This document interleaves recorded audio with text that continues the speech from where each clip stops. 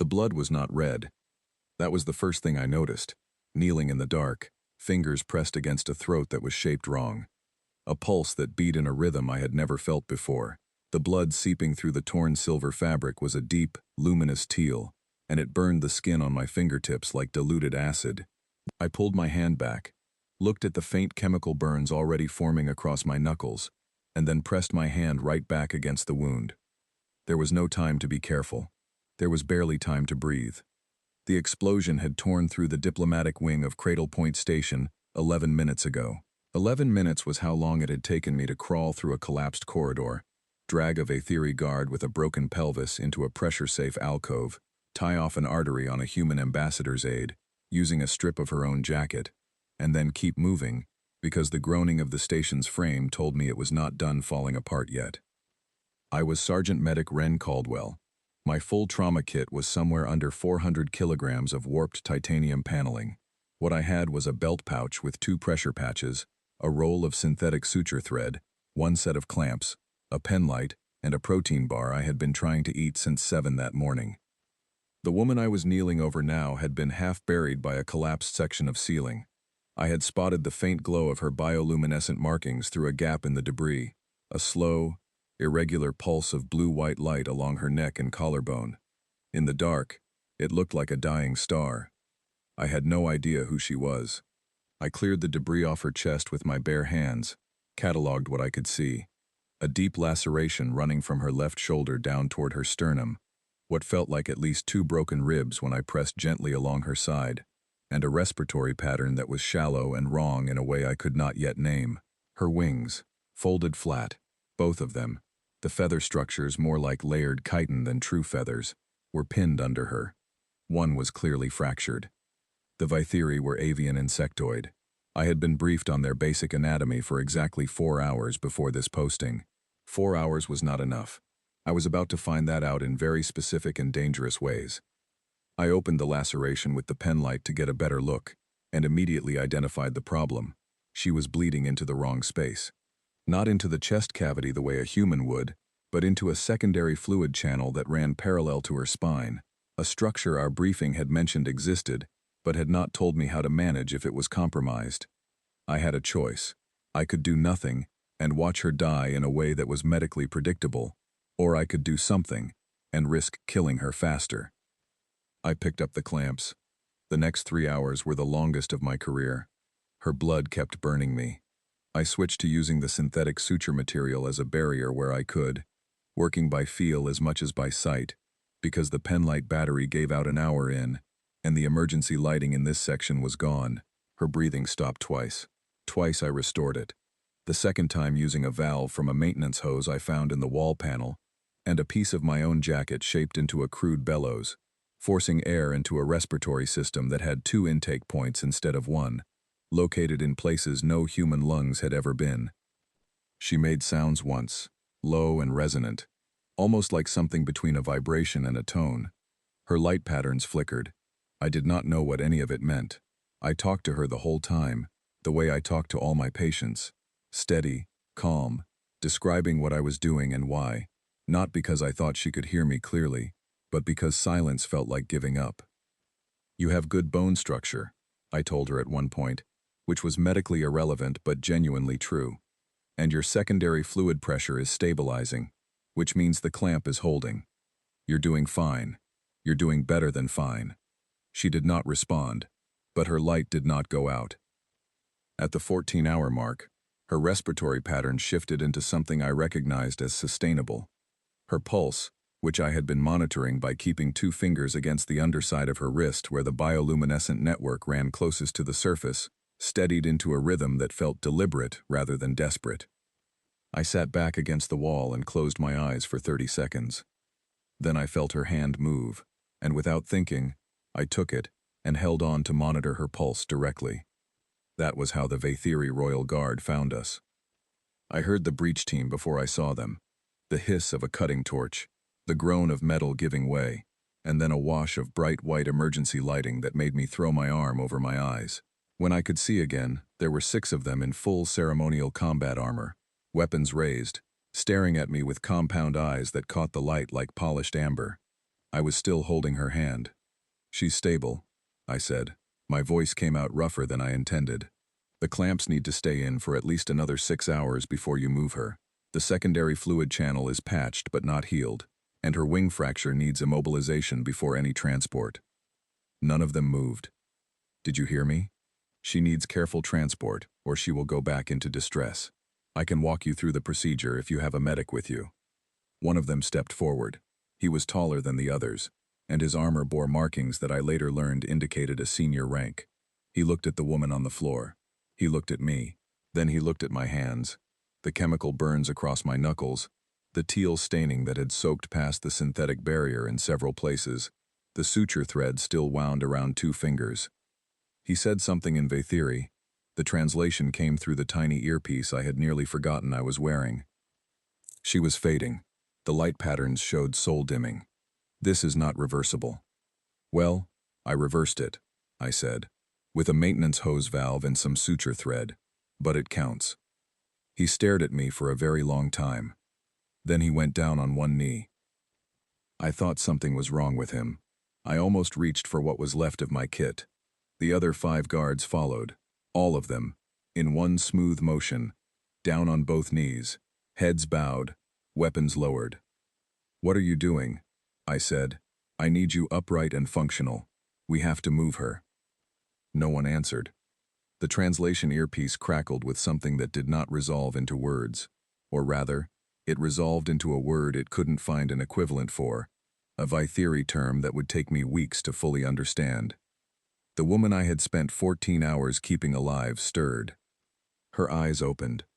They were deep amber, multifaceted, and when they found mine, her bioluminescent patterns shifted. All at once, every marking on her neck and collarbone, and the visible part of her arms, from the pale flickering blue of distress, into something steady and bright and gold. I would later learn that gold meant something specific. I would later learn a great many things that I did not know in that moment. What I knew then was that she was breathing, her pulse was stable, and the clamps were holding. I let myself be glad about that. I let myself be nothing but glad about that. "You should rest," I told her, since apparently that was what I said to all my patients. "You've had a rough 14 hours. Her light patterns did something I couldn't read. And then, very faintly, in a voice that was layered like 2 sounds happening at once, she said something. The earpiece translated it, with a hesitation that suggested the algorithm wasn't entirely sure. It said, "Remain." I stayed right where I was. It was only later, much later, after the medical transport had taken her, after I had been escorted with firm politeness to a separate section of the station, after I had finally eaten the protein bar and fallen asleep sitting upright in a chair, that Lieutenant Commander Petra Holt found me and told me who I had just spent 14 hours keeping alive.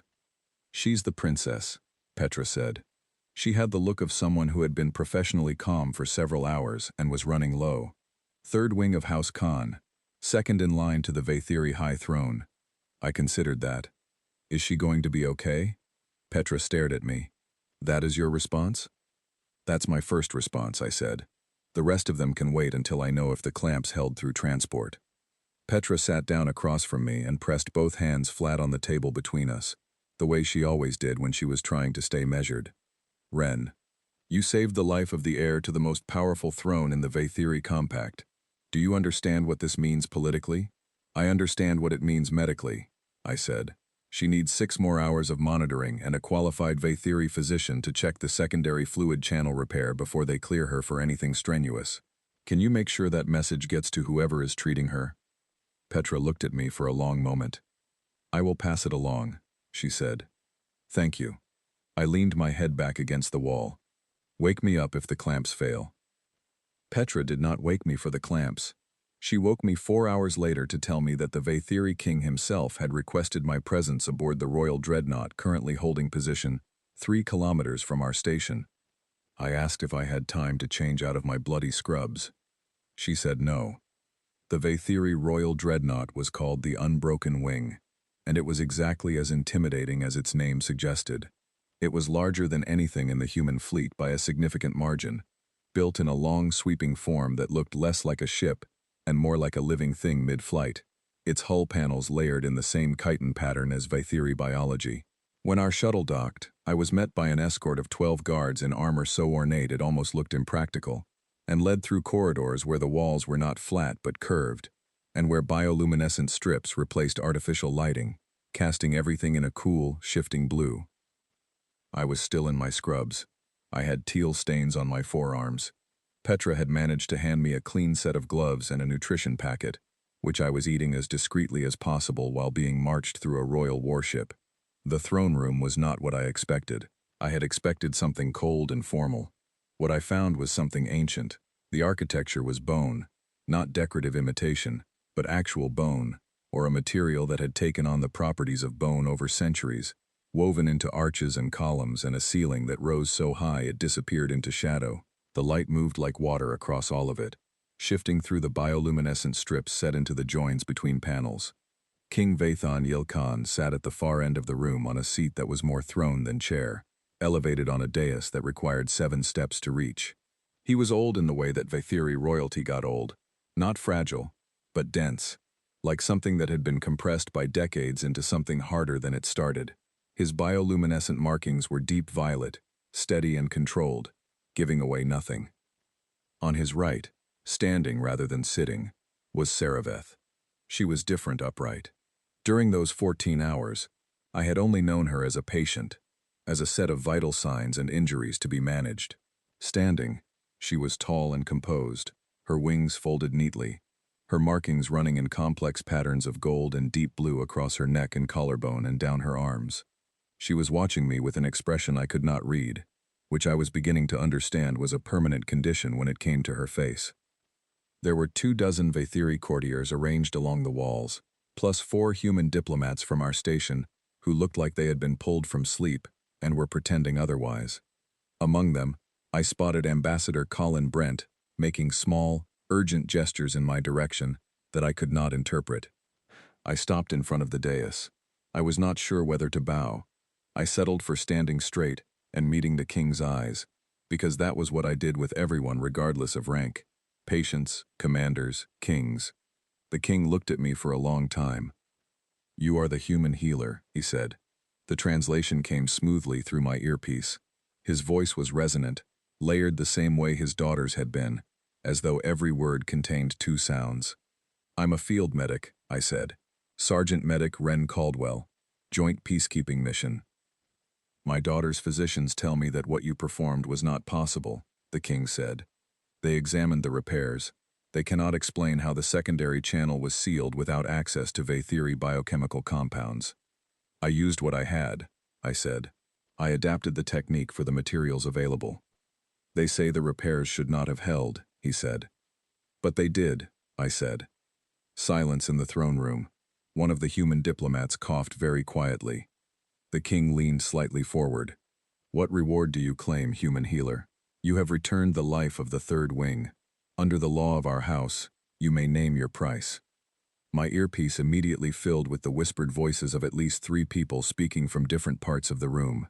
Trade routes, mining rights, the Vaithiri Third Fleet. Ask for the fuel corridor in the Selene Belt. Caldwell, for the love of every treaty we have, name something. I looked at Saraveth. She was watching me. Her markings had shifted. Barely. Just a slight deepening in the gold. I thought about the 14 hours. The maintenance hose valve. The 2 times her breathing had stopped. The way her hand had felt in mine, steadying. "Is she going to be okay?" I asked. "Long term. Has anyone checked the secondary channel repair since transport?" The silence this time was different, heavier. The king straightened very slowly. Behind me, I heard Ambassador Brent make a sound that might have been the word no, stretched into a single agonized syllable. "You name no price," the king said. "I just want to know she's recovering properly," I said. "That's all." The king looked at his daughter for a long moment. Then he looked back at me. His expression shifted into something I could not read, something that seemed to contain both weight and resolution. "Then I will name it for you," he said. He rose from the throne. Every person in the room, Vaithiri and human alike, went completely still. Under the ancient law of return, the law which has stood since before our first ships left our world, One who restores life to the royal line is owed a life in kind. You have given us Saraveth. In return, Saraveth is given to you. The room stayed silent. I processed this. I'm sorry, I said carefully. Could you define given? As a wardmate, the king said. An oath-bound companion. Where you go, she is with you. Where she goes, you have right of passage. The bond is permanent under our law, and is recognized in every territory of the Vathiri Compact. I appreciate that enormously, I said. But I don't think I can accept a person as a gift. That's not something humans do, or rather, it's something humans used to do and decided was wrong and stopped. Someone behind me made a sharp, hissing intake of breath. One of the Vathiri courtiers, I thought. The king tilted his head, which was a gesture the earpiece translation algorithm apparently couldn't assign meaning to, because it just returned the word processing. It is not a gift of ownership, he said. It is a bond of obligation. She is not given as property. She is given as a counterweight. You carry her life, she carries yours. This is the law. I opened my mouth to explain that this was still complicated, and that there were at minimum 17 diplomatic frameworks I probably needed to consult before agreeing to anything permanent. My translation earpiece chose that exact moment to produce a burst of static and go silent. In the resulting quiet, Saraveth stepped forward off the dais. She moved carefully. The wing injury was clearly still being favored, and crossed the floor until she was standing directly in front of me. Up close, her markings were extraordinary. The gold was deep and complex, layers of it, shifting slightly with each breath she took. She looked at me for a moment. Then she said, in clear, precise, unaccented English, I have been waiting a long time for this conversation. Please do not ruin it. I stared at her. You speak English? Fluently, she said. I have been studying human languages since I was 12 years old. I have read every translated medical text your species has produced. I have read your surgical manuals and your pharmaceutical encyclopedias and the collected field reports of 300 years of human trauma medicine. She paused. I have also read several of your novels. Your fiction is chaotic, and I find it very interesting. You knew what I was saying the whole time, I said. In the wreckage. Every word, she said. I thought about some of the things I had said during those 14 hours, mostly to keep myself focused, partly to keep her tethered. You have good bone structure. You're doing better than fine. Why didn't you say anything? I was significantly injured, she said, and I wanted to see what you would do. What did I do? You did not stop, she said. Her voice was even, but something in the layered quality of it shifted. Every other healer who has examined my injuries since has said the same thing. At 3 separate points in those 14 hours, a rational practitioner would have concluded the situation was beyond recovery and focused resources elsewhere. You did not make that calculation. I don't make that calculation, I said. That's not how I work. She studied me for a moment. Then she said, I know. That is why this is different. She turned to face her father. In Vathiri, she said something. My earpiece was still dead. I did not know the words, but her bioluminescent markings shifted as she spoke. Fully gold, steady and bright. The kind of pattern I would eventually learn Vathiri displayed only in moments of absolute certainty. The king listened. When she finished, he looked at me again. My earpiece came back to life just in time to catch his response. The bond decree stands, he said. It has been agreed by both parties. I didn't agree to anything, I said. She agreed for you, he said. She has the right. You preserved her life. She holds the return right. I looked at Saraveth. She looked at me with those deep amber eyes and said, very quietly, so only I could hear, I will explain the law to you in detail later. It is more nuanced than the formal reading suggests. I am not your prisoner, and you are not mine. The bond is a partnership, an obligation to look after one another, formalized under the oldest treaty law my species has. She paused. Also, your secondary channel repair was, structurally, the most innovative thing I have ever seen performed under field conditions. I have several questions. Behind us, I could hear Ambassador Brent having a conversation in a very controlled voice with someone about the implications of an oath bond between a human service member and the Vaethiri Crown Princess on the current diplomatic situation, which he described as either a catastrophic complication or the most stabilizing event in 40 years of negotiations, and he wasn't sure which yet. I looked at Saraveth. "You said you've been waiting for this conversation," I said. "What conversation exactly?" "The one where someone treats me as a colleague rather than a crown," she said. "The one where the healer is more interested in whether I am recovering than in what my recovery is worth." She tilted her head slightly. "You asked my father if I was going to be okay. That was the first thing you said. Not what you wanted, not what you could gain. You asked if I was going to be okay." "Of course I did," I said. "You were my patient." "Yes," she said, and her markings went gold again, every single one of them, bright and steady. "That is exactly what I mean." From across the throne room, one of the king's senior advisors leaned close to the king and said, in Vaethiri, something my earpiece caught in fragmented form. Not the full sentence, but the shape of it. The king replied. My earpiece translated it clearly, sharp and clean. "That is because Vaethiri healers know which wounds are fatal. The human did not know, so he healed them anyway." I didn't say anything. Saraveth, standing beside me, was very quiet for a moment. Then she said, "I suppose we should find you a proper room aboard this ship. Yours, I suspect, is still under debris." "Probably," I said. "I also lost most of my trauma kit." "I will have replacements sourced," she said. "Within reason. The Vaethiri equivalents are more biochemically sophisticated, but the underlying principles are compatible. We can compare." "You want to compare trauma kits?" "I want to compare everything," she said. There was no coyness in it, no performance, just a statement of intent, direct and clear. "I have waited 12 years for someone I could have this conversation with. I intend to make use of the time." In the background, Ambassador Brent was now on a call with someone at Earth Command, describing the situation in careful diplomatic language that nonetheless contained the phrase, "permanent interspecies oath bond," twice in 30 seconds. I wasn't listening to him. I was listening to Saraveth tell me the formal name of the secondary fluid channel I had repaired, without knowing what it was called, and why the specific angle of my clamp placement had, apparently, by pure accident, mimicked a Vaethiri surgical technique that had taken 3 centuries of their medicine to develop. "You reinvented it," she said, in the dark, with a piece of a maintenance hose. "I used what I had," I said, which was what I always said. She made a sound, low, resonant, the same kind of sound she had made once during those 14 hours in the debris. I had not known then what it meant. I know now that it was laughter. For the first time since the explosion, standing in a throne room made of ancient bone on an alien warship with teal stains still on my forearms and a half-empty nutrition packet in my pocket, I felt something loosen in my chest. I did not rescue a princess that night in the wreckage of Cradle Point. I just refused to let my patient die. Everything else was what came after.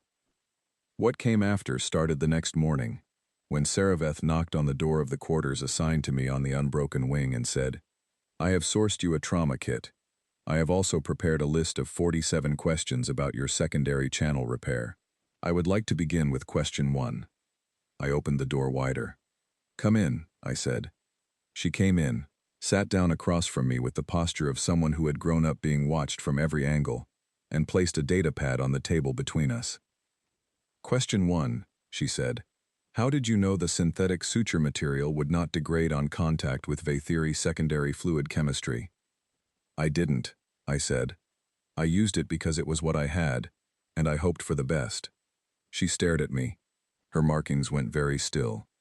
"You hoped," she said. "I hoped," I confirmed. She looked down at her data pad. She made a small notation. "Question 2, she said. "Are all human medics like this?" "No," I said.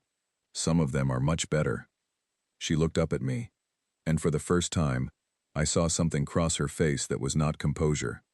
It was brief, a flicker, like a light pattern in the moment before it steadied. "I find that very difficult to believe," she said. And that was how it started. Not with a treaty or a throne room or an ancient decree. With 47 questions, a borrowed trauma kit, and two people across a table who had more to learn from each other than either of us yet understood. Outside the porthole of my quarters, the stars held steady, and Cradle Point Station hung in the distance, already half repaired, its lights coming back on one section at a time. We had a lot of work to do. We got started. The next 3 weeks on the Unbroken Wing were the strangest of my life, and I had once spent 6 days performing emergency procedures on a mining platform with no power and a team of 4 people and 0 sleep. Strange had a new definition now, and it involved learning to navigate a warship full of beings who moved like birds and thought like philosophers, and had an institutional distrust of human medicine that was slowly, grudgingly, beginning to crack. It cracked, mostly, because of the trauma kit.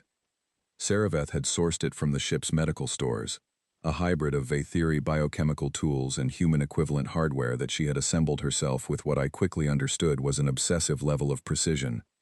Every item was catalogued. Every item had a rationale. When I suggested rearranging the clamps for easier one-handed access during a crisis, she looked at the current arrangement, looked at me, and spent 40 minutes silently reorganizing the entire kit according to her own system before declaring it done. Her system made aesthetic sense. Zero ergonomic sense in a real emergency. I decided to pick my battles. I picked the battle about the suture thread. I won. She picked the battle about the biochemical stabilizers she wanted to add to the kit, alongside the synthetic dressings. I did not understand enough about Vaethiri chemistry to argue effectively, so I let her add them, and 3 days later when a young engineering crew member came in with a deep chemical burn from a coolant line, the stabilizer she applied alongside my standard dressing protocol cut the inflammation response by 60% faster than anything I had ever seen. I stared at the result. Add those to every kit we stock, I said. I already submitted the requisition, she said, from across the medical bay where she was writing up the case notes, to both the Vaethiri supply chain and the human one. Both? We are operating in a joint context, she said. It seemed efficient. It was efficient. She was extraordinarily efficient, and it bothered me in a way I did not examine too closely, because the thing that bothered me was that I kept being surprised by it. I had expected someone shaped by a royal court to be ornamental. She was the opposite of ornamental. She was sharp and fast and relentlessly practical, and when she did not know something, she said so immediately, and then went and found out. The 47 questions stretched to several hundred over the course of those weeks. She asked about triage prioritization, and I answered. I asked about Vaethiri internal anatomy, and she answered, and then produced detailed schematics, and then walked me through the differences between the 14 main Vaethiri physiological variations across the compact's different species groups. There are 14? I said. 14 documented, she said. Possibly 18. The northern colony clusters have not been fully surveyed. I had been briefed on one anatomy type, one set of parameters, one 4-hour session that had not mentioned secondary fluid channels at all. Your briefing materials for this posting, she said, watching my expression. How long were they? 4 hours. She was quiet for a moment. Our briefing materials for encounters with humans span 11 months of study. 11 months? That is the standard track, she said. Many scholars extend it to 3 years. The variation in human physiology, behavior, decision-making patterns, emotional response ranges, cultural frameworks, and medical practice is, she paused, significant. You make us sound complicated. You are the most complicated biological entities we have ever encountered, she said, as though this were a simple fact. Vaethiri biology is sophisticated. Human biology is chaotic and adaptive, and does things it has no theoretical right to do. Your immune response alone has occupied Vaethiri research institutions for 40 years. Because it's impressive? Because it makes no sense, she said. You should not be as durable as you are. By every biological metric we use, humans are a species that should require extraordinary environmental protection to survive. Instead, you survive almost everything, often through mechanisms that should not work. She looked at me, like field medics who repair secondary fluid channels with maintenance hose valves in the dark. I didn't know it shouldn't work, I said. That appears to be a significant factor, she said. We were sitting in the small room adjacent to the medical bay that served as a workspace. Data pads and reference materials spread between us. The kind of comfortable disorganization that settles in when two people have been working together long enough to stop being careful about their surfaces. Outside the porthole, the stars moved slowly as the ship maintained its holding pattern. I had stopped noticing the ambient bioluminescence of the ship's lighting by the second day. I had stopped noticing the scale of the corridors, the unfamiliar architecture, the subtle sounds the ship made that were different from any human vessel. What I had not stopped noticing was the way Saraveth's markings shifted when she was working through a problem. A slight deepening of the gold, a narrowing of the pattern toward her collarbone, as though her concentration had a visible signature. I noticed it the way I noticed vital signs, professionally, with complete attention. I was telling myself that. The crisis came on a Thursday, which was a day I had never expected to matter on a Vathiri warship, but that is when things tend to happen. In the margins, in the ordinary hours. A family had been brought aboard at the king's orders, civilians evacuated from a Vathiri colony station that had suffered a structural failure. Among them was a child, 3 years old by Vathiri reckoning, which translated to approximately 7 by human developmental standards. She was brought to the medical bay by her parents, both of them pale and quiet in the way that parents get quiet when they have been frightened for too long. The child's name was Vane. Her bioluminescent markings, which should have been vivid and shifting at her age, were dim and barely responsive.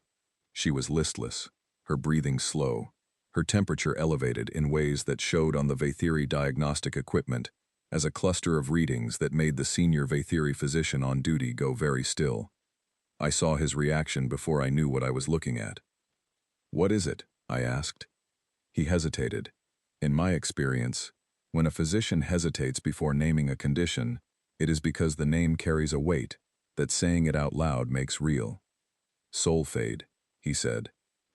My earpiece gave me the translation, and then a secondary notation from the linguistic database.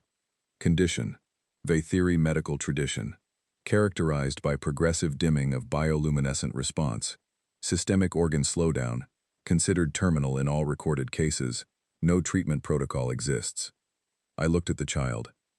I looked at her the way I looked at everything, not at the label, but at the numbers, temperature, respiratory rate, the dull quality of the faint light still moving under her skin, the way she was lying, the slight tension in her small frame.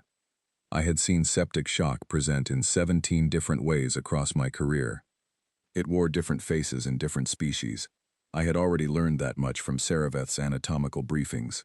But the underlying failure mode, the cascade, the way the body began to turn against itself in the wrong direction, had a shape that I was starting to recognize across physiologies. "Saraveth," I said. She was already beside me. She had been watching the child since they walked in. "Tell me about the inflammatory response cascade in Vathiri sepsis," I said. "Everything you know. Start with the secondary fluid channel." She told me, quickly, precisely, all of it. I listened, and I built the map in my head, and when she finished I said, "That's not soul fade. That's a septic response in the secondary fluid network that's suppressing the bioluminescent system as a downstream effect. The light going out is a symptom. It's not the cause." The senior Vathiri physician looked at me. "That is not a described condition in our literature." "It's described in ours," I said. "We call it something different, but it's the same cascade." I looked at Saraveth. "Can you synthesize a modified version of your biochemical stabilizer, modified for a pediatric dose and adjusted for the secondary fluid channel specifically?" "I need 40 minutes, she said. "I'll do the drainage in the meantime," I said. "We need to relieve the pressure in the channel before the stabilizer can work." "That procedure is not performed on children," the senior physician said. "I know," I said. "We're going to do it anyway." Saraveth did not wait for the argument to finish. She was already at the synthesis station. I prepped the child for the procedure, explaining to her parents in simple terms what I was doing and why, with Saraveth translating from across the room without breaking her concentration on the synthesis. The child's father watched me with the expression parents wear when they have nothing left except the hope that the person in front of them knows what they are doing. I knew what I was doing, mostly. I was adapting as I went, which was, by that point, becoming something like a specialty. Saraveth finished the stabilizer in 38 minutes.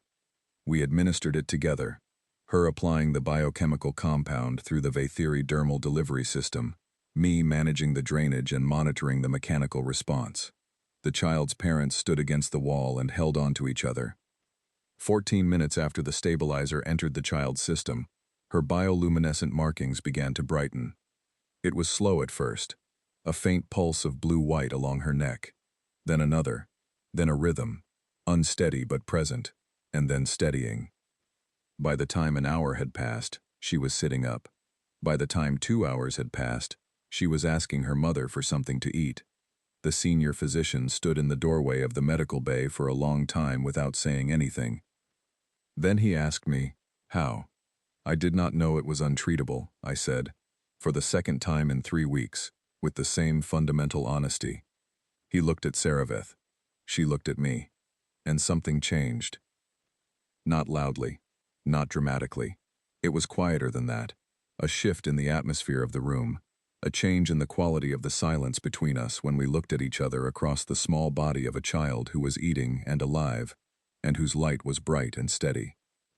That night, after the child and her family had been settled and the medical bay was quiet, Saraveth and I sat in the workspace with the data pads pushed aside, and for once we were not working. She told me about the court, about growing up the third wing, third in line, close enough to the throne to matter, far enough to be overlooked, far enough to be given the space to study what she actually wanted to study, rather than what was expected. She had wanted to be a physician. She had been told that was unsuitable for her position. She had studied anyway, privately, for years, building a body of knowledge that the court had no formal category for. They did not know what to do with me, she said. It was not self-pity. It was just accurate. What did they do with you? I asked. They sent me on the diplomatic mission to Cradle Point, she said. To be visible, to be present without necessarily being necessary. And then the station got hit. And then the station got hit, she agreed. And I was buried in the debris, and my light started going out. She was quiet for a moment. And a human medic found me and decided, entirely on his own authority, that this was not acceptable. It wasn't, I said. She looked at me with those amber eyes, and the gold of her markings was soft and deep and constant. I know, she said. That is the part I keep thinking about. It was not a calculation. You did not weigh the outcomes. You simply decided. It's what I do, I said. Yes, she said. I know. She paused. Ren. It was the first time she had used my first name. Yes, I said. The bond decree, she said. I want to be clear about what it means, now that we have had time to speak properly. It is a partnership, a formal one. It carries obligations for both of us. Presence, protection, honesty. It is not a social arrangement. It is a working one. She looked at me steadily. I chose it. I want to be clear about that. My father declared it, but I confirmed it. I had the right to dissolve it before it was ratified, and I chose not to. Why? I asked. She was quiet for a moment. Because I have spent 12 years reading about human medicine and waiting for someone who practiced it the way the best of your texts describe it should be practiced, she said. Someone who doesn't stop, who doesn't calculate whether a patient is worth saving, who just saves them. She paused. I did not expect to find that person by nearly dying in a decompression event. No, I said. That wasn't my plan either. What was your plan? Eat the protein bar, I said. It was a bad day. She made that sound again. The one I now knew was laughter. Low and resonant and layered, and it filled the small workspace and bounced off the data pads and the borrowed trauma kit with its reorganized suture thread. Ren, she said again, still smiling in the Vathiri way that showed mostly in the eyes and the markings and very little in the face. Yes. Question 212, she said. Do all humans find it this easy to be completely unreasonable and completely right at the same time? No, I said. Some of us find it very hard. You make it look effortless, she said. Outside, the stars were the same stars I had grown up looking at from a different angle, and somewhere 3 kilometers back, Cradle Point Station was still putting itself back together, and the child named Vane was asleep with her light steady and bright. I thought about the 14 hours in the dark. I thought about the protein bar and the maintenance hose valve and the earpiece going silent at the worst possible moment. I thought about the king's words, which had been passed to me later in full by a translator who seemed slightly awestruck to be delivering them. He had been told by his chief physician that no healer of any species should have been able to do what I did. His response had been simple. That is because our healers know which wounds are fatal. The human did not know, so he healed them anyway. I did not know what to do with that, except to keep working, which was what I always did. Saraveth picked up her datapad. Question 213, she said. Go ahead, I said. And we kept working. There is a specific kind of silence that fills a room when something has gone wrong, and no one has said so yet. I had learned to recognize it in operating theaters and field tents and emergency bays over the course of my career. It was the silence of people who knew and were waiting for someone to name the thing they knew. I started noticing that silence on the unbroken wing at the end of the 4th week. It was small at first, a guard rotation that changed more frequently than the posted schedule indicated. A supply manifest that Saraveth cross-referenced during one of our late working sessions and then set aside without comment, which was unusual for her, because she commented on everything.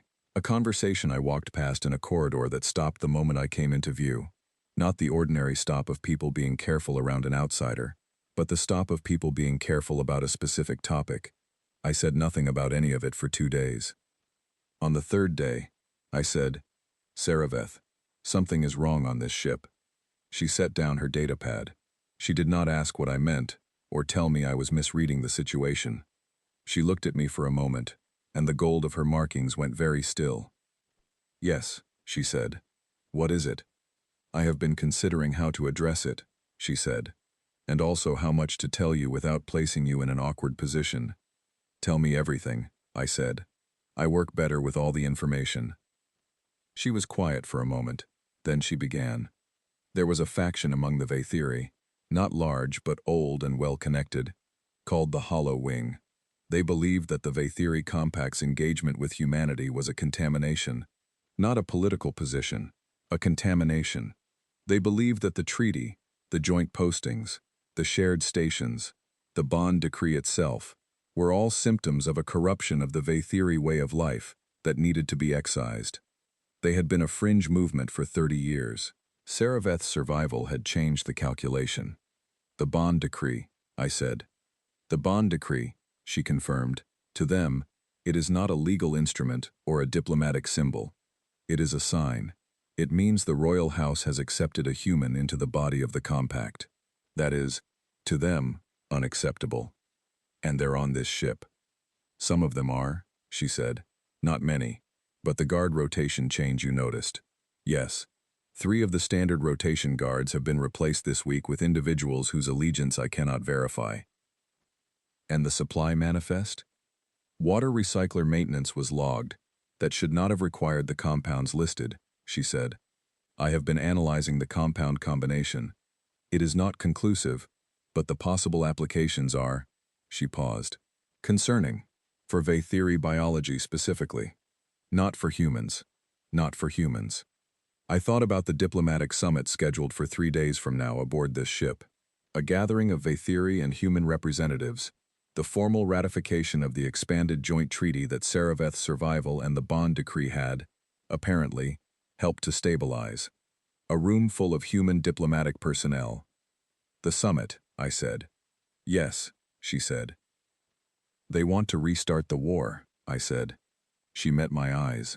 Her markings shifted, a deep, controlled pattern I had learned to read, as the Vaethiri equivalent of someone making a decision they did not want to have to make. I believe so, she said. Ren, I must tell you that I have no proof. I have patterns and coincidences and an uncomfortable certainty that I cannot yet formalize. I have not gone to my father with this because I do not want to create a crisis without evidence, and because if the wrong people become aware that I am looking, it will accelerate whatever they are planning. What do you need? I asked. She looked at me. I need to know what they put in the water recyclers. I can run a toxicology screen, I said. Give me a sample in 40 minutes. You know Vaethiri biochemistry well enough to screen for agent compounds? I know the basics, I said. You'll need to interpret the results, but I can run the screen. She was quiet for a moment. You are not surprised, she said. You walked in here and said something is wrong, and now you are offering to run a toxicology screen. You are not alarmed. I'm alarmed, I said. I'm just also practical. Most people, she said carefully, when they learn there may be a conspiracy to harm them, experience a period of disruption. I'll have the disruption later, I said. Right now we have a problem to solve. She looked at me for a long moment. Then she stood up and went to get the sample. The next 72 hours were the most carefully ordinary-looking 72 hours of my life. We worked our normal sessions, ran our normal consultations, ate in the shared dining bay with the other medical staff. Saraveth attended 2 court briefings without any change in her behavior that I could detect. I ran the toxicology screen in the medical bay at a time when I was legitimately processing other samples, and the results confirmed what she had suspected. The compound in the water recyclers was not aggressive enough to be a weapon on its own, but combined with a specific catalyst, the kind that might be introduced into a closed atmosphere ventilation system, it would produce a respiratory agent that was highly effective against human biology and nearly harmless to Vathiri. It was designed to clear a room of humans. I told Saraveth. She told her father. She did it quietly, privately, without a formal audience or courtiers present. With documentation I helped her prepare, and the toxicology results formatted in a way that would be clear to a Vathiri medical reader. King Vathon read the report in silence. When he looked up, his markings were a deep, controlled violet, completely steady. He dismissed the compromised guards within the hour. He did it without announcement, without spectacle, reassignment orders that looked routine. He did not yet move on the broader Hollow Wing network, because moving on them required evidence that would hold in compact law, and what we had was enough to protect the summit, but not enough to dismantle the faction. Not yet, Saraveth said, when I asked. The summit convened on schedule. I was present as medical staff. Saraveth was present as a representative of House Khan. The room was full of Vathiri court members and human diplomats and translators and advisors, and the atmosphere was formal and tense in the way that all high-stakes diplomatic events were tense. The politeness of people who knew the stakes and were being very careful. 40 minutes into the session, the device activated. It was not the water recycler compound. They had switched the vector. Someone in the ventilation maintenance rotation had introduced the catalyst directly into the summit hall's air system. The compound hit the human members of the room in under 90 seconds. I was one of them. The symptoms were fast: respiratory distress, pressure behind the eyes, a narrowing of vision and a disorientation that hit like a wave. I felt it and identified it simultaneously, recognized the specific character of the agent from the screen results, understood what was happening to my body and why, and used the 3 seconds before the full effect landed to grab my kit, get to the nearest affected person, and start triage. 6 minutes. I had 6 minutes of functional time before the agent would push beyond what I could work through. I knew 3 things. First, the antidote was theoretically a compound I had identified during the screen, a neutralizer present in Saraveth's biochemical kit, which she had brought to the session. Second, the delivery route was pulmonary, which meant it needed to go in by inhalation or fast bloodstream access. Third, there were 9 humans in the room showing acute symptoms, and I had 6 minutes and 1 kit. I made 3 decisions that every protocol I had ever been trained in would have told me to make differently. I sorted patients not by severity but by physical location relative to me, to minimize the time lost to movement. I administered the compound at a dose that was lower than I was confident in, to stretch supplies across more people rather than being certain for fewer, and I used the third-party Vathiri dermal delivery applicators from Saraveth's kit without confirming compatibility, on the calculation that the risk of delivery failure was lower than the risk of the agent. All 3 decisions were wrong by the book. All 3 patients survived. I know this because I woke up later in the medical bay, with Saraveth sitting across from me, and the first thing she said was, "All 9 of your patients are stable." I let out a breath I had not known I was still holding. "How long?" I asked. "You have been unconscious for 4 hours," she said. "You administered to yourself last. The agent was significantly advanced in your system by that point." I was the least critical case, I said. You were not the least critical case, she said. You were the last case. Those are different things. Her markings were deep gold and absolutely steady. Her voice was even. But I had learned, over 4 weeks of working across a table from her, the difference between Saraveth being composed and Saraveth being carefully composed. She had been frightened. Saraveth, I said. Do not, she said quietly. Apologize for treating yourself last. I was going to say thank you, I said, for bringing the kit. She was quiet for a moment. I brought it because I always bring it, she said. Because you told me on the 3rd day that a medic who attends any gathering without their kit is a medic making a choice to be unprepared. I said that? You said it while reorganizing the suture thread in a manner I considered suboptimal, she said. It was nevertheless correct. I sat up carefully. My head ached. My respiratory system was doing that thing it did after irritant exposure, where every breath felt like a reminder. The medical bay was quiet, just us and the low hum of the ship. The hollow wing? I asked. My father is addressing it, she said. The evidence from the summit hall was sufficient. The faction is being dissolved. And the war?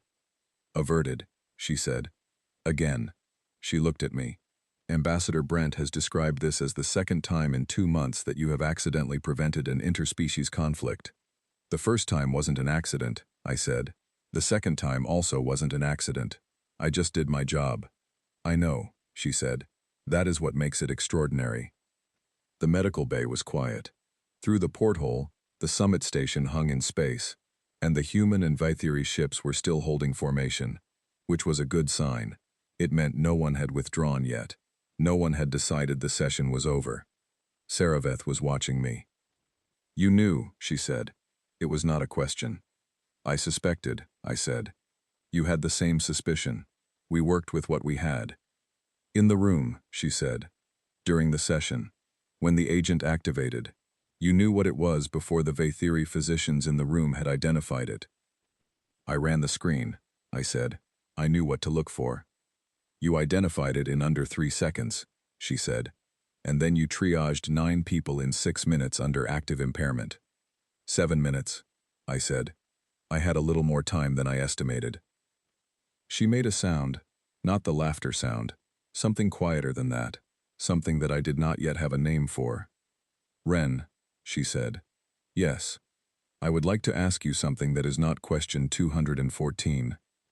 Go ahead, I said. She was quiet for a moment.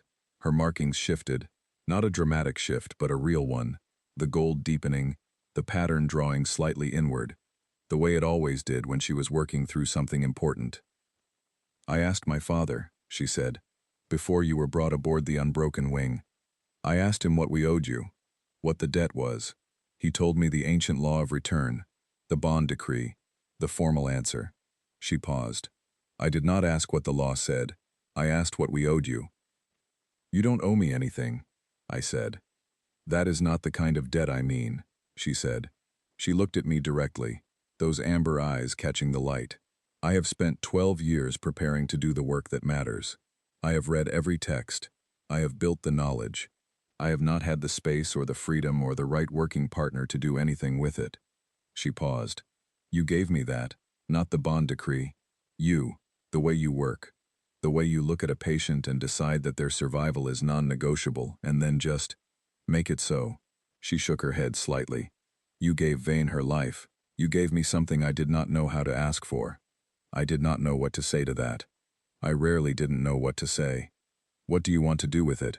I asked. She tilted her head. What? The work, I said. The knowledge. All the years of study. The secondary fluid channel technique and the biochemical stabilizers, and the pediatric sepsis protocol we developed together. What do you want to do with it? She was quiet for a moment that stretched long enough that I thought I might have said the wrong thing. Then she said, I want to build something. What kind of something? A facility, she said. Here, on Vaithiri Prime, if it can be arranged. A medical institution. Not Vaithiri medicine and human medicine running parallel to each other in separate systems that never communicate. Integrated, combined. The way we work, your structural approaches and my biochemical ones. Together. She paused. I have been drafting the proposal for 2 weeks. I stared at her. You started drafting it 2 weeks ago? 3 weeks ago, she said. I began preliminary notes the day after the child recovered. I wanted to have something concrete before I raised it with you. You were going to raise it with me? It would be your facility too, she said, as though this were obvious. I thought about that. I thought about Earth Command, and the promotion that had been sitting in my pending folder for a month. The one that would move me off field postings and into administrative medical coordination. I thought about the protein bar and the 14 hours and the maintenance hose valve. I thought about the way Saraveth's markings went gold when she was certain about something. Show me the proposal, I said. She picked up her datapad and set it on the bed between us. It was 47 pages, detailed, precise, and completely unreasonably ambitious. It was exactly what I would have written if I had thought of it. Question, I said. Yes? When you say integrated facility, are we talking about full joint staff? Vaythiri and human practitioners working the same cases? Yes, she said. Shared equipment and supply chains? Yes. Published research that comes out under both names? Your name first, she said immediately. Your name first, I said. That is not. Your name first, I said again. You built the knowledge base. You built the synthesis protocols. The biochemical work is yours. She looked at me with an expression I had learned to read as the Vaythiri version of being caught off guard, a stillness in the markings, a slight adjustment in posture. Your name first, she said quietly. No, I said.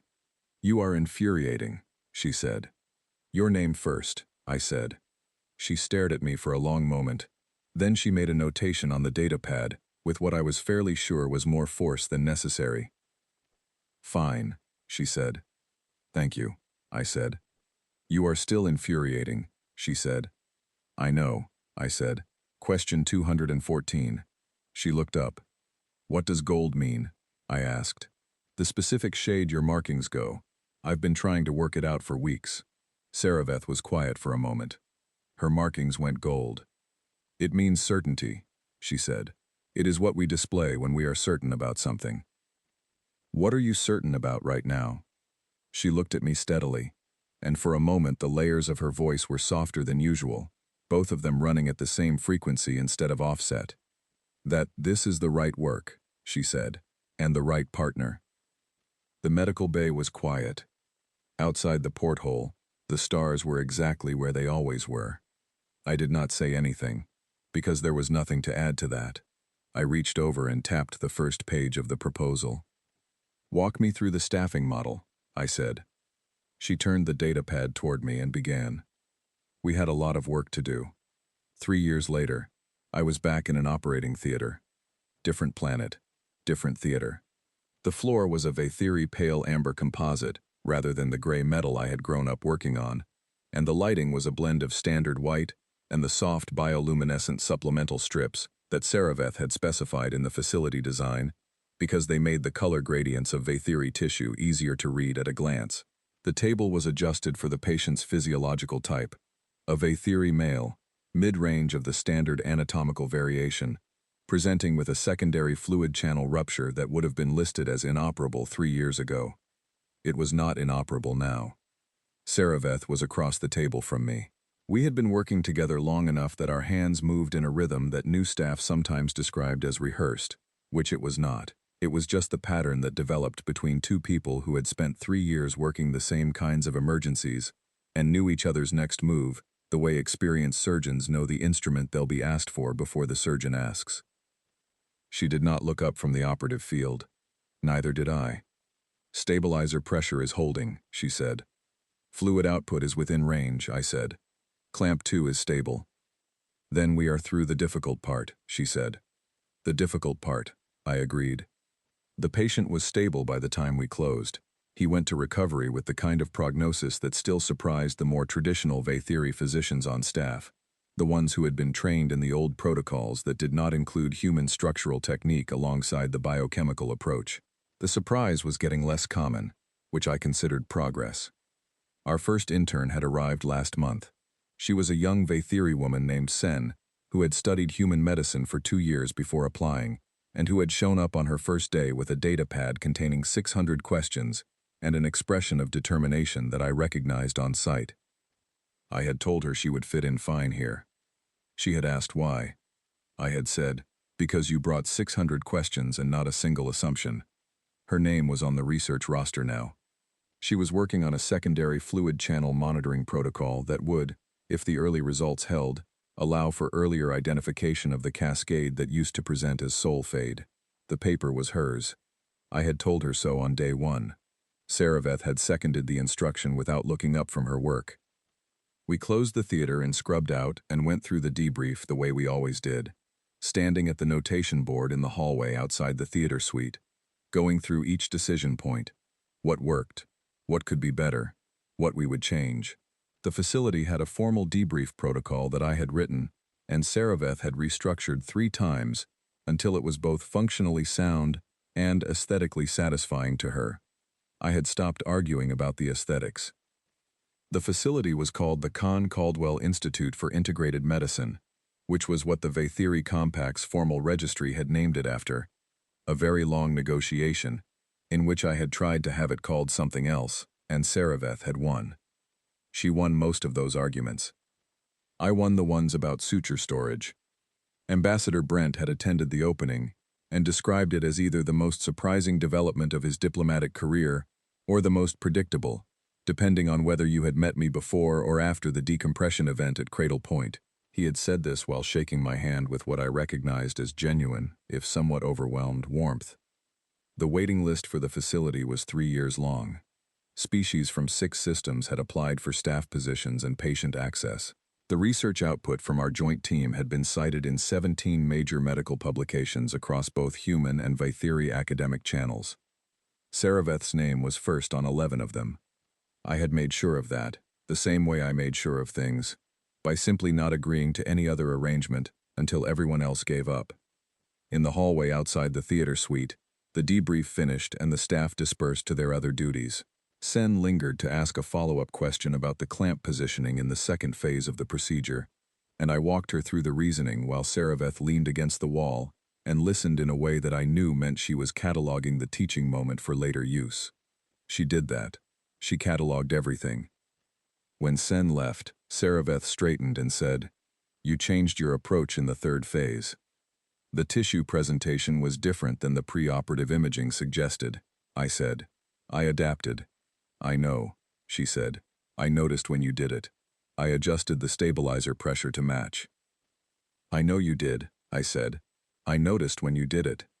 She looked at me with that particular expression that was not quite a smile, in any way a human face would form it, but that I had learned to read as precisely that.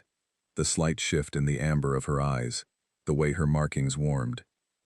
3 years, she said. 3 years, I agreed. "Do you know what the Vathiri Medical Journal published last month?" she asked. "Tell me." "A paper titled, 'The Human Anomaly: Why Homo Sapiens Achieve Statistically Impossible Outcomes in Trauma Medicine,'" she said. "The abstract concludes that the primary factor is that human practitioners do not update their probability of success during a procedure in real time." I considered that. "That's accurate," I said. "It is a significant flaw by every standard decision theory model," she said. "And yet," I said. "And yet," she agreed. Her markings went gold. I had spent 3 years learning everything that gold meant. Certainty, yes, but also a spectrum within certainty. The certainty of a decision made, the certainty of something understood, the certainty of something valued. I had learned to read the difference. This was the last one. "Ren," she said. "Yes." "I have a question," she said. "It is not in any numbered sequence." "Go ahead." She looked at me steadily. "The bond decree was a legal instrument. It has been 3 years. You know what it requires and what it does not require. You know you could have dissolved it at the ratification review last year." "I know," I said. "You did not." "I did not," I agreed. "I would like to know why," she said. "Not the diplomatic answer, not the practical answer." I thought about the 14 hours in the dark, about the protein bar, and the maintenance hose valve, and the feeling of her hand in mine, while I counted her pulse in the debris of Cradle Point Station. About the 47 questions and the 300 questions, and the argument about suture thread, and the night the child named Vane's light had come back on, and the way Saraveth had looked at me across that treatment room. About the day in the medical bay after the summit, when she had told me she wanted to build something, and shown me 47 pages of proof that she already had. About 3 years of operating rooms and debrief hallways, and 47 pages becoming a real building on a real planet, with real staff, and a 3-year waiting list. About the way gold meant certainty, and the way I had never once been uncertain about any of this. Because this is the right work, I said, and the right partner. She was quiet. Then her markings went gold, all of them, every single one, from her collarbone to her arms to the patterns along her neck, the deep, complex, layered gold that was not the pale flicker of distress or the steady warmth of certainty about a single thing, but something I had only seen once or twice before. The Vathiri word for it translated, imperfectly, as wholeness. I have one more question, she said. Of course you do, I said. Do you intend to keep being infuriating indefinitely? That's the plan, I said. Good, she said. I find I have adjusted to it. She turned and walked back toward the medical wing, already pulling up the next case file on her data pad, already thinking 2 steps ahead, and I fell into step beside her the way I had been falling into step beside her for 3 years, matching her pace, reading the slight shift of her markings that told me she was already moving on to the next problem. We had a long day ahead of us. We had, if everything we were building held, a long time ahead of us in general. In the operating theater we had just left, the patient was recovering. Down the corridor, Sen was reviewing her research notes on the protocol that would change how the soul fade diagnosis was handled forever. In the administrative wing, a stack of applications from practitioners wanting to train here sat waiting to be reviewed. The Galactic Medical Journal paper was right about one thing. Human practitioners do not update their probability of success in real time. But they had the math wrong about why. It was not a flaw. It was not ignorance. It was a decision. I had decided, 14 hours in the dark in the wreckage of Cradle Point Station, that my patient was going to survive. I had not recalculated. I had not reevaluated the odds. I had just kept going, because stopping was not something I knew how to do, and because the person on the floor in front of me was worth every impossible minute. That decision had led here. To a hospital on an alien planet, to a partnership built on 47 questions and borrowed trauma kits, and an argument about suture thread, to a colleague and a partner, and a life that looked nothing like anything I had planned. I had not rescued a princess. I had refused to let my patient die. Everything else was just what happened next, and I would not have changed a single thing.